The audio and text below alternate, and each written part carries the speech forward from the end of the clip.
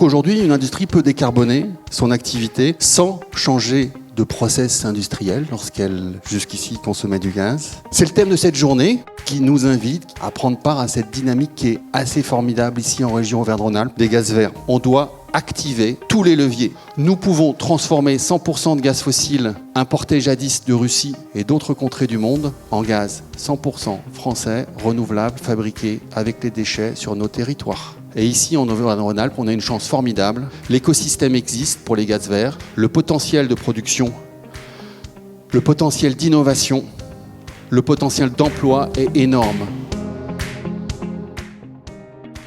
C'est une molécule qui est identique au gaz naturel, c'est-à-dire que nous n'avons pas besoin d'investir pour modifier notre process, nos outils de production de chaleur notamment. Nous n'avons pas besoin de développer de nouvelles compétences. C'est une transformation qui est simple et qui garde les avantages du gaz naturel, notamment la flexibilité et la facilité d'utilisation. La trajectoire, elle n'est pas 100% de décarbonation à 2030. Bien souvent, il y a une progressivité qui est donnée par la réglementation. Et là, le biométhane, il vient s'inscrire là-dedans.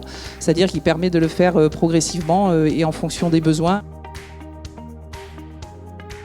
Tout le monde veut décarboner.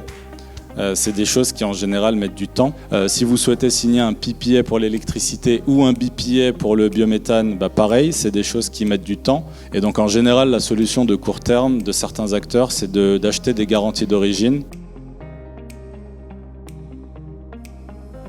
La demande de gaz vert va grimper. On est vraiment au bon moment. Le biométhane est une force pour l'Europe. On est à un moment où on n'a plus de gaz russe. On a besoin d'une indépendance énergétique. On a besoin de décarboner. Enfin, je veux dire, si le biométhane n'est pas le parfait outil pour y arriver, voilà, moi je comprends pas. Donc il faut y aller, il faut qu'on nous aide, il faut qu'on nous soutienne, il faut qu'on jette à la poubelle ce dogmatisme et qu'on remette sur la table le pragmatisme et tout sens. Et ça marchera. Puis aujourd'hui, on se penche sur comment décarboner.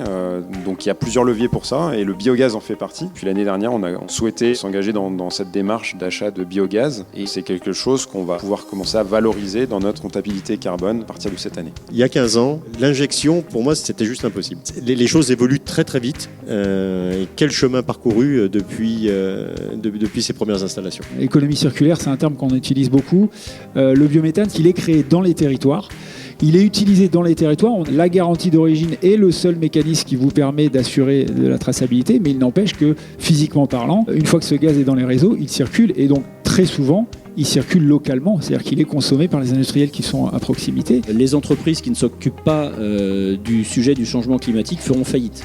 Donc de toute façon, c'est vraiment pour vous, cette décarbonation, une question de business continuity. Il faut le faire avec le bon tempo. Si on va plus vite que la musique, on dépense des sommes folles et on risque de mettre son entreprise en difficulté. Mais si on ne le fait pas du tout, on met tout autant et les coûts de l'inaction sont généralement cachés et pas du tout bien anticipés par les entreprises, mais on met son entreprise en difficulté aussi. Donc il faut le faire dans le bon tempo. Le premier point, c'est que la solution biogaz est une solution qui est pertinente dans la stratégie de décarbonation. L'intérêt du biométhane, c'est qu'il est directement substituable au méthane. Et donc pour vous, industriels, c'est une brique de décarbonation qui se fait sans gros investissements ni bouleversement majeur en termes de technique et de prise de risque.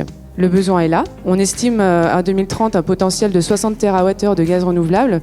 On a les ressources suffisantes sur le territoire national pour développer ce biométhane, mais il faut y aller, intensifier sa production pour remplir les objectifs de décarbonation.